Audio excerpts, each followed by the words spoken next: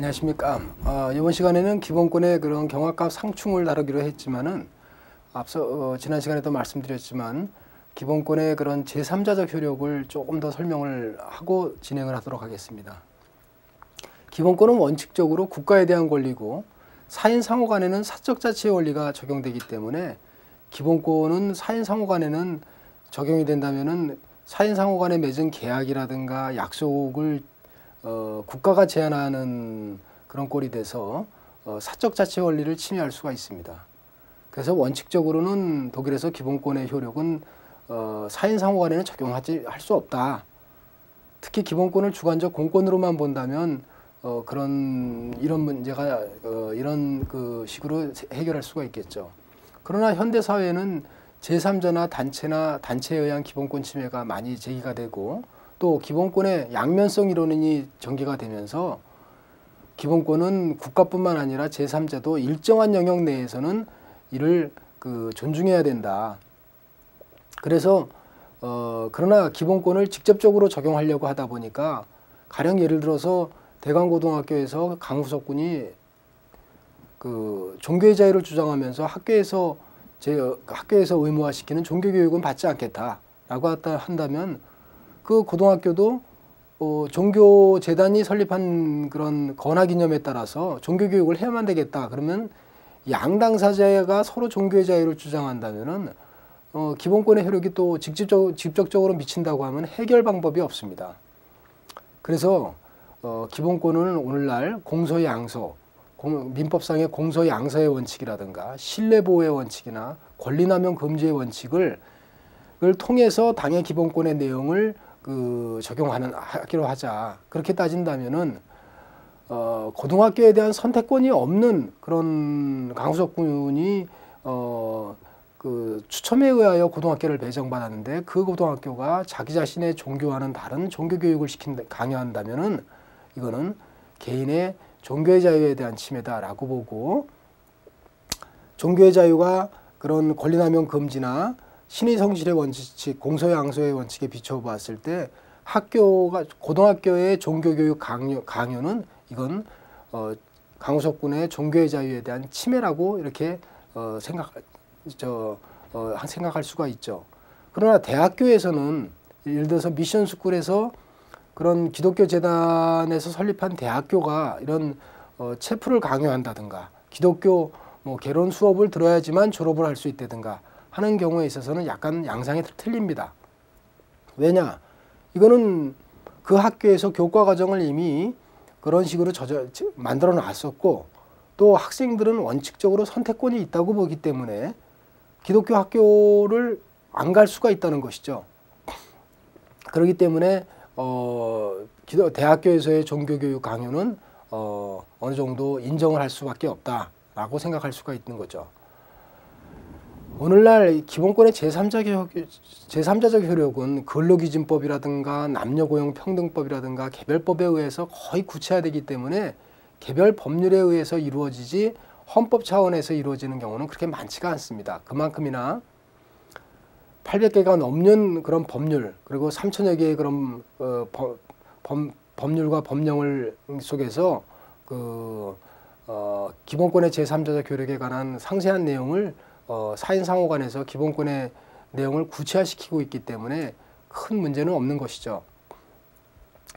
미국과 같은 경우에 있어서는 이렇게 이론으로 해결을 하기보다는 사례마다 기본권의 제3자적 효력을 해결하도록 했습니다. 가령 예를 들면 미국은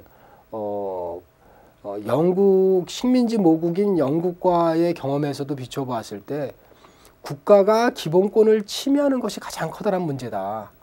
그렇기 때문에 기본권을 순수하게 주관적 공권으로 보고 미국 수정헌법 14조와 같은 경우는 어느 주도 개인의 그런 평등권을 침해하는 그런 법률을 제정할 수 없다라고 했을 때 이런 스테이트 액션, 주의 행위 또는 연방의 행위만 기본권의 효력을 적용받도록 했습니다. 사인상호간에는 예를 들어서 식당 주인이 나는 흑인 싫다. 그러면 백인 전용 식당을 만들어도 상관없다는 거죠. 이러다 보니까 인종 간의 그런 그 소위 우리가 버락 오바마가 대통령이 됐지만은 이거는 사실은 1776년 미국 헌법이 미국이 영국으로부터 독립한 이후에 건국 한 230년 만에 최초의 흑인 대통령이죠. 이 그만큼이나 인종적인 문제가 심각한 사회 속에서는 기본권을 이 국가에 대하여만 효력을 가지고 있다라고 보니까 여러 가지 문제가 생기기 시작했습니다. 그래서 예를 들어서 미국의 그 세인트루이스에서 그 일정한 지역에 사는 집주인들이 50년 동안 우리는 단체로 이제 계약을 맺어서 50년 동안 우리 집을 타인에게 그 팔 때에는 흑인이나 몽고인에게는 팔지 않는다. 여기다 몽고인이라고 하면 아시아 계통을 다 포함하는 개념이죠.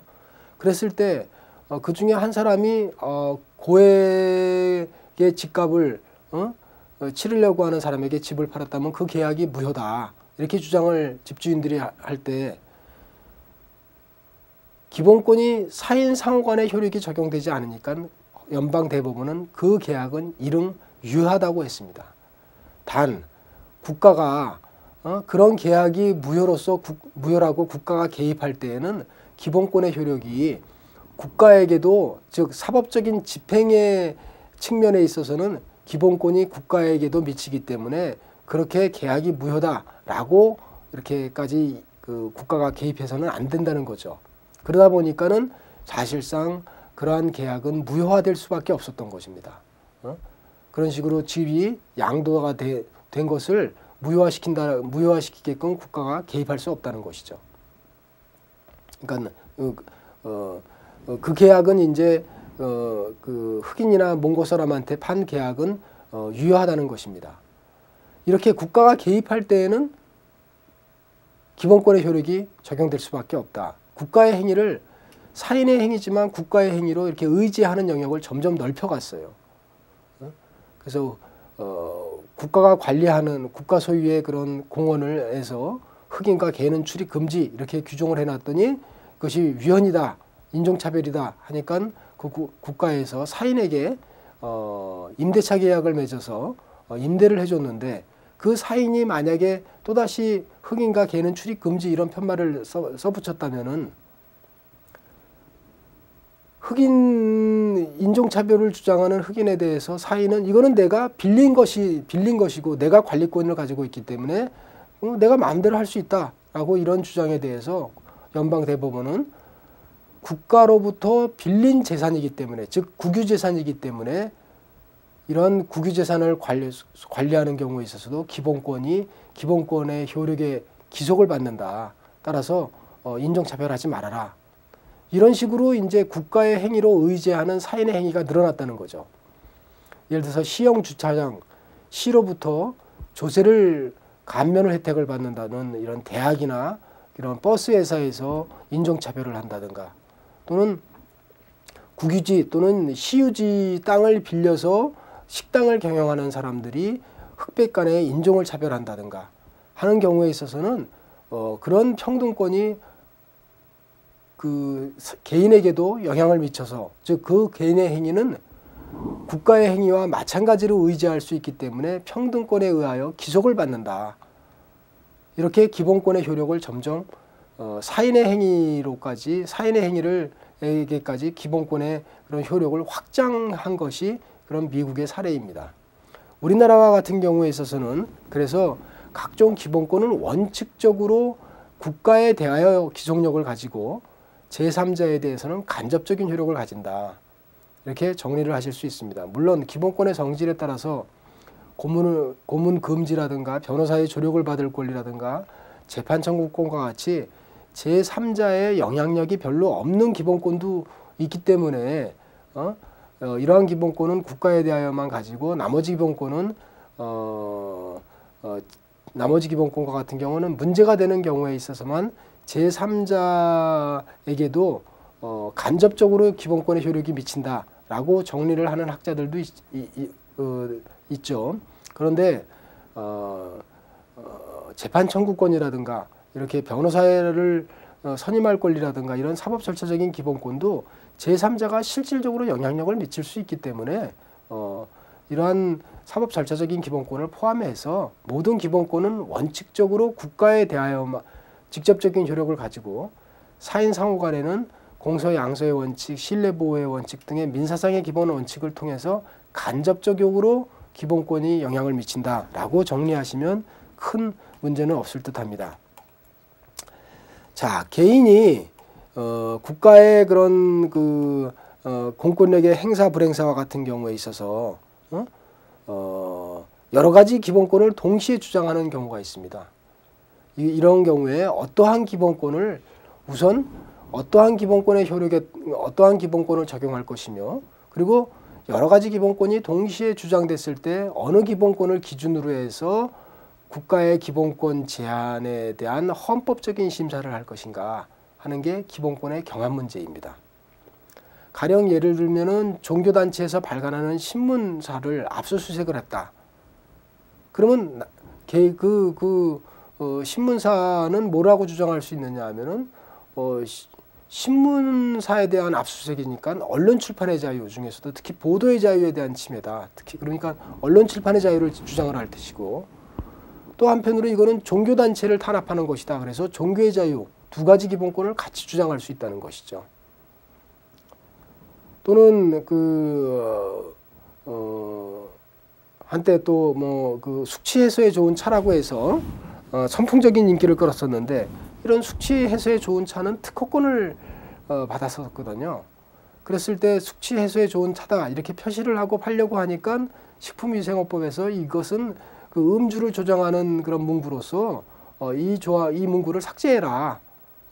이러다 보니까 개인은 국가 공권력에 의해서 내가 기본권을 침해받았다라고 헌법소원을 제기한 사건에서 헌법재판소는 이거는 숙취 해소에 좋은 차라고 하는 표현 행위를 제한한 것이니까 언론 출판의 자유에 대한 침해이고 특허를 받은 것을 사용하지 못하니까 재산권 침해이고 또한 이거는 영업활동이니까 직업의 자유에 대한 침해이고 이런 식으로 여러 가지 기본권이 동시에 침해당했다고 판시를 한 적이 있습니다.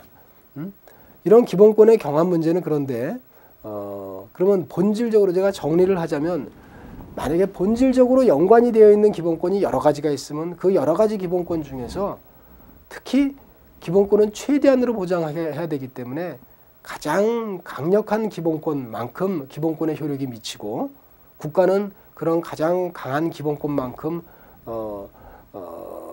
정당한 사유를 제시해야 되기 때문에 그만큼 기본권 제한이 까다롭게 됩니다. 그런데 이런 기본권 경합 문제는 이렇게 쉬운 것만은 아닙니다. 그래서 우리가 여러분들이 그 헌법소원을 제기하거나 위헌법률 심판을 재청 신청하거나 하는 경우에 있어서는 당사자는 아무래도 물에 빠진 사람이 지푸라기를 짚는 심정으로 여러 가지 기본권을 다 이제 무슨 행복추구권부터 해서 뭐 여러 가지 기본권이 침해됐다고 다 주장을 하게 되겠죠. 그런데 우선 기본권 경합에서 원칙적으로 배제해야 될 것이 유사경합 또는 사이비경합 문제는 기본권 경합 문제가 아니라는 겁니다.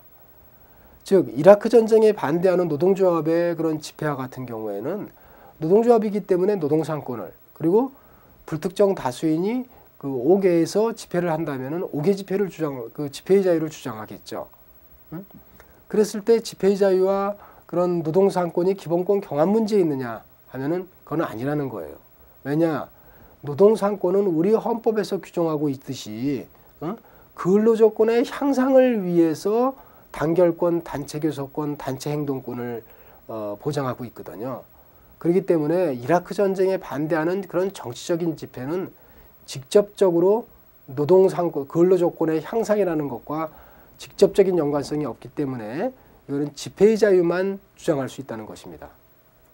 물론 국회에서 노동관련법 개정 문제로 인하여 국회의 노동관련법 개정 문제로 인하여 예를 들어서 민노총에서 집회를 한다라고 한다면 근로조건의 그런 향상과 직접적인 연관성이 있는 정치적인 집회라도 노동상권의 보호 영역에 포함될 수가 있습니다. 그래서 이건 구체적인 경우를 따져봐야 알겠죠. 사이비 경합 문제가 아니라면 경합하고 있는 기본권 상호 간에도 자세히 들여다보면은 특별한 기본권과 일반적인 기본권의 관계가 있는 경우가 있습니다. 그랬을 때는 특별한 기본권이 적용이 된다면 일반적인 기본권의 적용은 배제됩니다. 가장 일반적인 거는요. 예를 들어 갖고 아까 뭐 대광고등학교에서 종교의 자유 이렇게 주장한다면 그럼 종교의 자유와 행복추구권 이렇게 얘기할 수도 있을 테고요. 숙취 해소에 좋은 차도 이런 직업의 자유 또는 언론 출판의 자유, 재산권 침해 이런 문제와 함께 행복추구권도 제기할 수 있죠. 초기에는 행복추구권을 이렇게 각종 기본권과 함께 대등하게 제한됐다고 헌법재판소가 판시한 경우도 있습니다. 그러나 지금은 행복추구권의 법적인 성격은 개별기본권에서도 잠깐 다루겠지만은 포괄적인 자유권입니다. 그리고 보충적인 포괄적 자유권으로서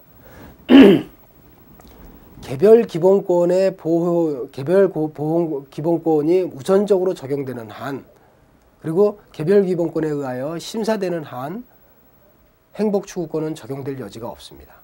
그래서 종교의 자유라든가 집회의 자유 또는 재산권과 같은 제한 문제를 이 심사가 끝났다면 행복추구권을 굳이 심사할 필요가 없습니다. 단 행복추구권은 언제 적용이 되느냐?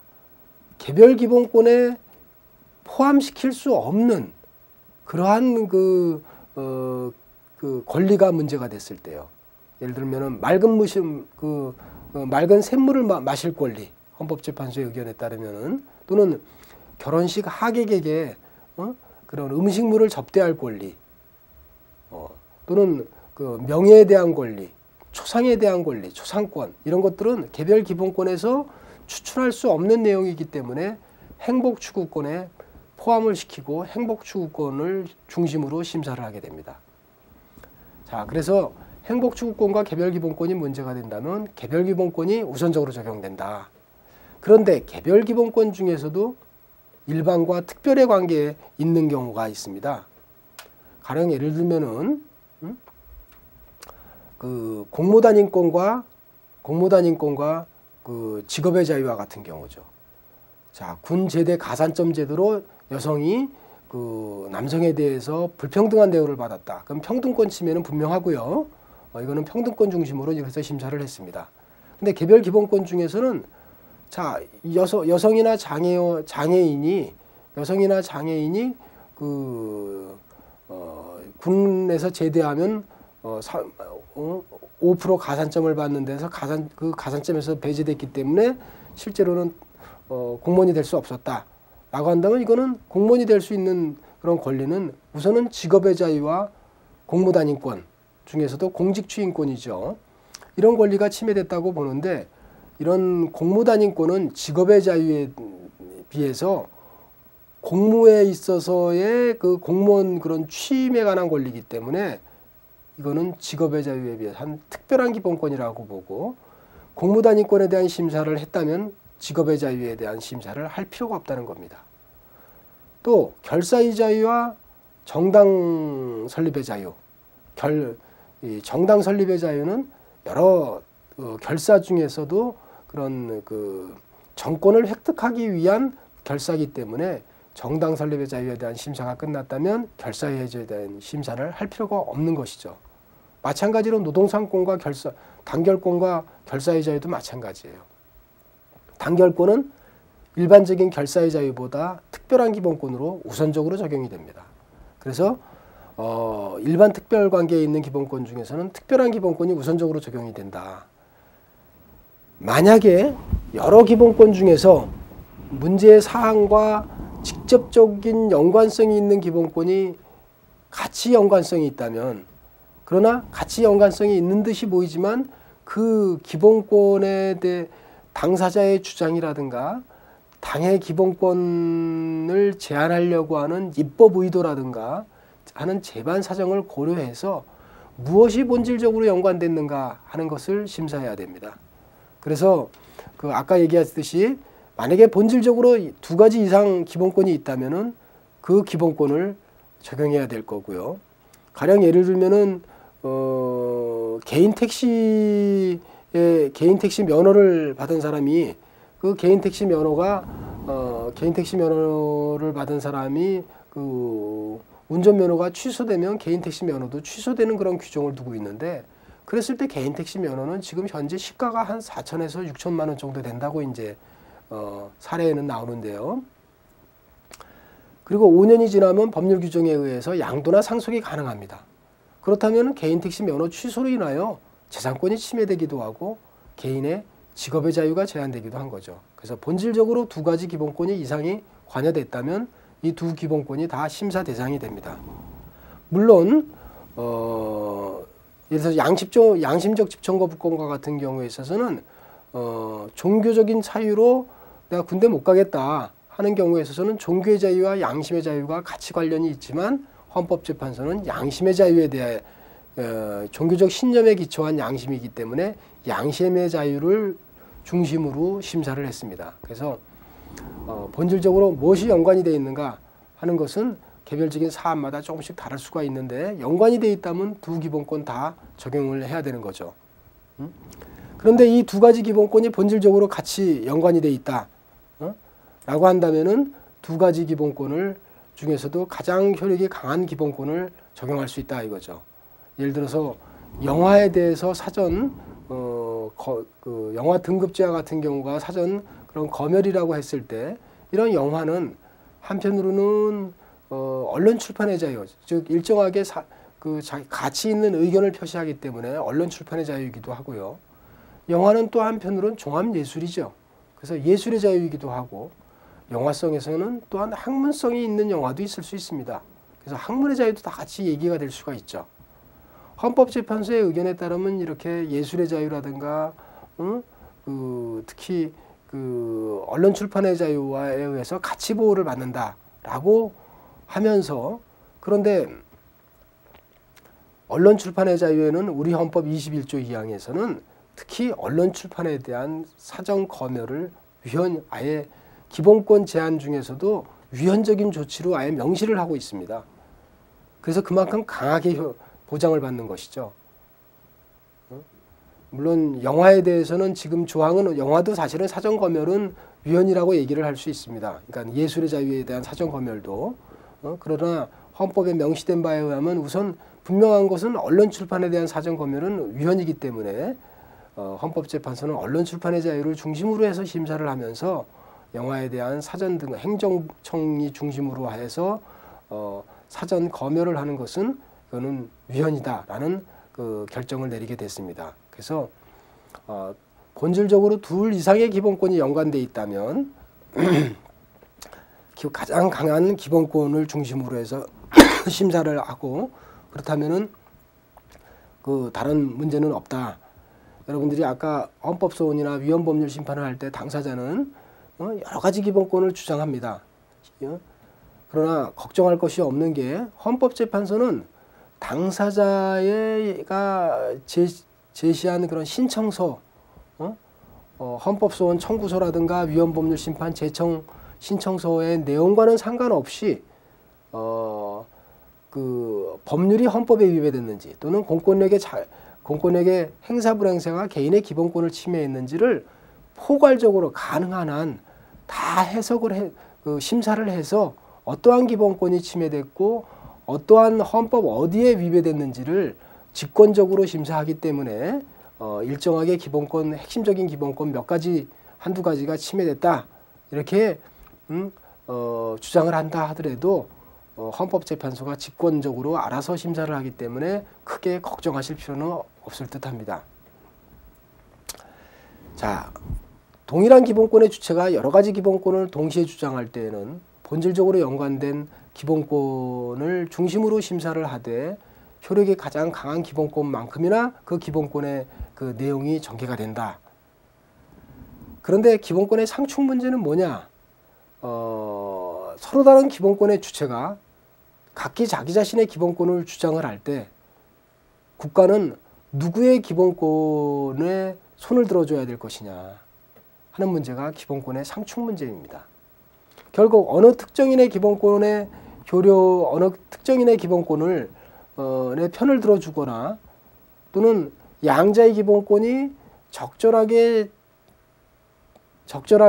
전개될 수 있는 그런 적절한 중간적인, 그러니까 소위 이걸 규범 조화적인 해석 또는 실제적 조화의 방법이라고 하는데, A와 B 양 당사자의 기본권을 최대한으로 보장하면서 양 당사자의 기본권을 최소한으로 제한하는 그런 조치를 취하는 방식이 바로 규범적 조화의 방법이라고 얘기를 하고 있습니다. 결국 한쪽 당사자 입장에서는 여하튼 기본권이 제한당하기 때문에 기본권 상충 문제는 기본권 제한의 한 유형이다라고 파악할 여지도 있는 것입니다. 그래서 기본권의 상충, 충돌이라는 것은 상이한 복수의 기본권 주체가 서로의 기본권을 주장하기 위하여 하나의 동일한 사건에서 국가에 대하여 제각기 자기 자신의 기본권을 주장할 때 이것을 기본권 상충 문제에 있다. 자, 아까 강후석 군 얘기도 했지만은 그런 학교와 그런 양 당사자는 기본권 상충 관계에 있는 것이죠. 그런데 대학교에서 실제로 알고 갔지만 기독교 학교에 갔는데 이 기독교 입학할 때는 괜찮았는데 불교로 만약에 개종을 했다. 라면 대학교 내에서도 역시 대학교의 종교의 자유와 대학생의 종교의 자유가 서로 상충 관계에 있는 것이죠. 그런 경우에 있어서도 예외 없이 특정한 그런 종교 교육 과목을 과연 강요하는 것이 이게 바람직한 것이냐 하는 문제에 있어서는 학계에서도 물론 이런 점까지도 예상이 가능할 수 있기 때문에 우선 수업은 들어야 된다라는 그쪽 방향으로 나아가고 있는 듯합니다. 또 범죄를 통하여 범죄 사실을 구체적으로 보도한 경우에 범죄자라 하더라도 초상권을 가지고 있습니다. 그런 경우에 있어서 그런 범죄자의 초상권과 방송국의 언론 출판의 자유, 그래서 범죄자의 초상권은 우리가 헌법 10조 일반적인 인격권에서 발생된다고 그랬죠. 그래서 이런 일반적인 인격권과 방송의 자유의 그런 상충 문제, 이런 문제도 기본권 상충의 전형적인 사례 중에 하나라고 할 것입니다. 또 요새는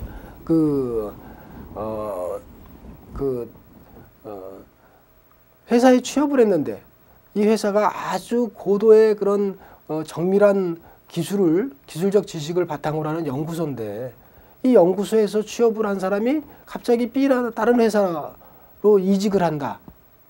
그렇다면 막대한 예산을 투입해서 연구를 한 당사자가 그 회사에서 취득한 비밀을 가지고 취업을 하는 경우를 막기 위해서는 이것은 동종업종에서 퇴직하고 난 다음에 3년에서 5년 동안은 동종업종에서 취업을 금지시키는 이러한 계약을 맺도록 보통 하고 있습니다. 그랬을 때 이런 경업 피지 의무와 같은 경우 일정한 업체에서는 퇴직 후에 근무하지 않겠다. 이런 것은 한편으로는 근로자는 사인은 했지만 이건 나의 직업의 자유에 대한 침해다라고 주장할 테고 회사 측의 입장에서는 이런 이 정도의 그런 계약을 하지 않는다면은 계약서를 작성하지 않는다면 본인들의 영업 비밀이 누설되고 그렇다면은 투자할 이유가 없겠죠. 그래서 이건 영업의 자유다. 이렇게 서로 기본권을 주장할 때 이것이 기본권 상충 관계에 있다라고 할 수 있습니다. 기본권 상충 문제는 우선 양자택일적인 법이 양자택일적인 그런 해결 방법과 규범조화적인 해결 방법이 있는데요. 우선 아까 유사 경합 문제를 배제하듯이 사이비 상충 문제는 배제해야 된다. 가령 두 양 당사자가 서로 기본권을 주장하지만 한쪽 당사자의 기본권은 기본권의 보호 영역에 기본권의 내용에 있지 않기 때문에 한쪽의 기본권만 유효한 경우를 의미합니다. 가령 예를 들면 학위 논문을 쓰기 위해서 책을 훔쳤다. 그렇다면 이 사람은 학문의 자유를 주장할 것이고 그러면 그 책주인은 자기 재산권 침해를 주장하겠죠. 또 예술의 자유를 하기 위해서 남의 집에다가 그래피티 이렇게 그림을 그렸다. 담벽에다가. 그랬을 때 이런 그 집주인은 손괴죄, 내 재산권 침해를 얘기할 것이고 이 사람은 학문의 자유를 예술의 자유를 주장할 것이란 말이죠. 그러나 이거는 유사상충의 사이비상충의 문제라는 거예요. 즉 학문의 자유에는 남의 물건을 훔칠 행위까지도 포함되는 것은 아닙니다. 예술의 자유는 남이 소유한 물건에 대해서 자기가 그 대상에 대해서 그림을 그리는 행위까지 포함되는 것은 아니거든요. 그렇기 때문에 이것은 유사상충, 사이비상충의 문제다. 기본권의 상충 문제는 여하튼 자기 자신의 기본권의 내용, 즉 본인의 기본권의 보호 영역에 속하는 경우만 기본권의 상충 문제가 제기될 것입니다. 또 이와 유사한 게 언론 출판의 자유를 청소년 보호 문제로 인하여 언론 출판의 자유를 제한을 했다. 예를 들어서 그 청소년에게 유해한 그런 그 여성 그런 전라의 사진을 출판을 해서 유통을 하는 업체에 대해서 그런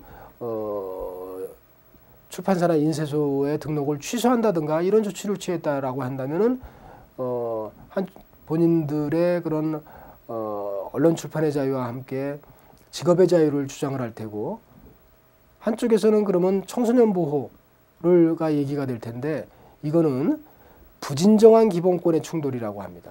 왜냐? 청소년 보호라는 것은 어떤 특정 청소년이 자기 자신의 기본권을 주장한 게 아니라 헌법상 청소년 보호라고 하는 법익을 위하여 개인의 기본권을 제한한 것이기 때문에 이런 경우에는 헌법 37조 2항에 따라서 즉 그 인쇄소나 출판사의 그런 그 언론 출판의 자유 또는 직업의 자유에 대해서 국가가 어느 정도로 제한을 가할 것인가 하는 기본권 제한 문제로만 단순하게 해결하면 되는 것입니다. 즉 청소년 보호라는 것은 어떤 청소년의 구체적인 기본권이 아니라 소위 질서의 사회 질서 유지 37조 2항의 질서 유지의 한 내용이라는 것이죠. 그래서 이거는 진정한 기본권의 충돌이 아닙니다. 진정한 기본권의 충돌, 즉 기본권의 양 당사자가 서로 자기 자신의 기본권을 주장하는 경우에 있어서 그리고 그 기본권이 당사자의 기본권의 그 보호 영역에 속할 때 어느 기본권을 우선시할 것이며 어떻게 해결할 것인가 할 때 가장 일반적인 해결 방법은 규범조화적인 해석 방법, 즉 실제적 조화의 원칙에 따라서 해결을 하는 게 바람직하다. 가령 예를 들면은 언론의 자유와 인격권이 침해하는 경우에 만약에 언론의 자유가 순수 사적인 사인에 대해서 사생활에 관해서 보도를 한다면은 그러한 언론의 자유는 개인의 인격을 침해했다고 얘기할 수 있을 겁니다. 그런데 방송사가 공공성이 있는 그래서 아주 사회적으로 그런 국민들의 그런 그 시선을 끌고 또 뇌물수사, 공직자의 뇌물수사 같은 그런 사안에 있어서는 이를 보도하는 게 공적인 임무에 해당하는 경우에 있어서는 이런 공익과 관련된 사안에 있어서는 그만큼이나 범죄 혐의자의 그런 그 범죄 사실을 보도하는 것은 언론 출판의 자유의 보호 영역에 속한다. 그래서 개인의 인격권이 다소 침해됐다 하더라도 아주 심각한 정도가 아니라면은 언론 출판의 자유가 적용이 돼야 된다. 그래서 언론의 자유와 인격권은 구체적인 사안에 따라서 사적인 사항으로서 해당이 된다면은 과도한 그런 인격권의 침해로 언론의 자유가 후퇴해야 되지만은 그렇지 않고 공적인 사항에 관련됐을 때는 인격권보다는 언론의 자유가 우선시하는 그래서 사안에 따라서 언론의 자유와 인격권을 규범조화적으로 실제적으로 해석을 하려고 합니다. 이에 비해서 양자택일식의 방법이 이제 이익형량의 방법인데요. 기본권의 충돌 시에 이익형량의 방법은 사실은 바람직한 것은 아니지만 왜냐하면 이익형량을 하려면 어느 기본권이 다른 기본권보다 더 우월하다라는 서열을 전제로 한 개념이거든요. 그런데 기본권이라는 게 물론 생명권보다는 다른 기본권이 중요하지만 그러나 사용제도가 또 없는 것은 아니란 말이죠. 또 재산권보다는 정신적인 기본권이 중요하다고 하지만 재산권도 그에 못지않게 중요하거든요.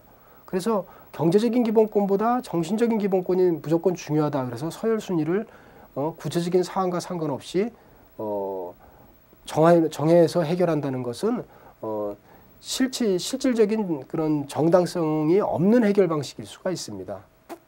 그러나 사안에 따라서 이렇게 이익 형량의 방법, 즉 상충하는 양 기본권 중에서 하나를 택하는 방식을 택할 수가 있는데 전형적인 게 바로 흡연권과 협연권의 관계입니다.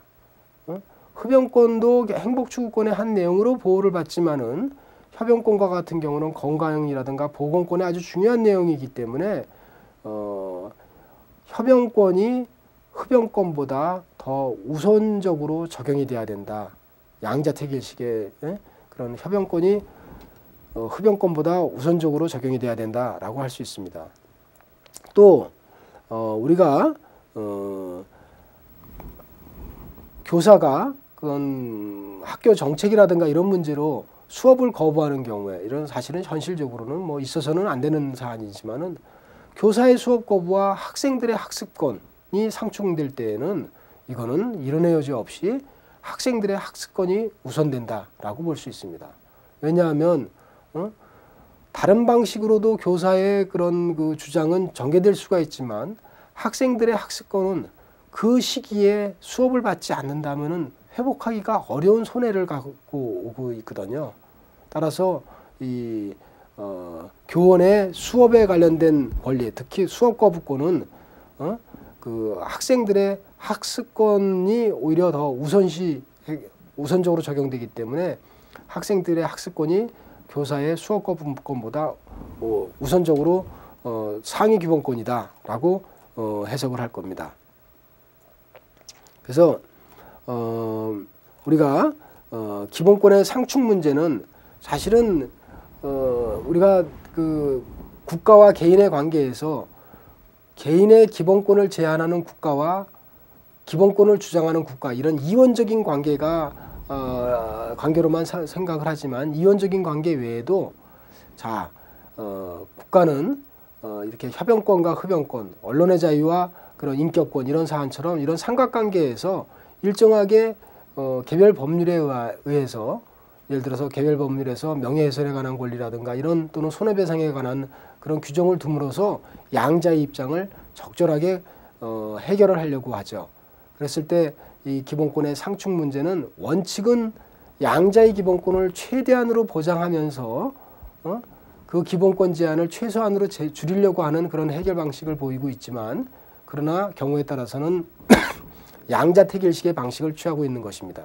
그래서 아까 말씀드렸지만은 경업 피지 의무와 같은 경우를 두지 않는다면 영업비밀이 우리나라 다른 기업체뿐만 아니라 제3국으로까지도 영업비밀이 흘러가서 실제로는 우리의 국익을 침해하는 경우가 많거든요. 그래서 일정한 영역에 있어서는 영업비밀을 준수하게 하고 그 다음에 몇 년 동안 동종업종에서는 근무하지 못하게 하는 이러한 규정은 오히려 개인의 직업의 자유를 제한하지만 기업의 그런 영업의 자유 내지는 국가 안전, 국가의 그런 질서를 위하여 필요하다 이렇게 봅니다. 그러나 만약에 실제로 이런 급변하고 있는 이런 반도체나 이런 영역에 있어서 한 번 근무를 했으면 평생 동안 경쟁하는 그런 사업체에 근무해서는 아니 된다. 이런 식의 그런 근로계약을 맺었다면은 이거는 아까 말씀드린 기본권의 그런 그 신의성실이라든가 권리남용 금지의 원칙, 민사상의 이런 원칙에 비춰봤을 때 뭐 3년에서 5년 동안의 경업 피지 의무를 규정한 게 아니라 평생 동안 같은 동종의 직종에서는 근무하지 않겠다. 이런 근로계약은 체결했다 하더라도 이건 무효라고 할 것입니다. 그래서 우리가 개별적인 사항마다 좀 다르지만은 기본권의 그런 여러 가지 기본권을 국가에 대하여 동시에 주장하는 기본권의 경합과 서로 다른 기본권의 주체가 제각기 국가에 대하여 기본권을 주장을 하는 기본권의 상충 문제를 다뤄보았고요. 다음 시간에는 교과서에서는 수록되지는 않지만은 간략하게 기본권의 보호 영역부터 해서 그다음에 기본권 중에서 가장 핵심적인 이제 24강 5강에서는 기본권의 제한의 한계에 대해서 알아보도록 하겠습니다. 감사합니다.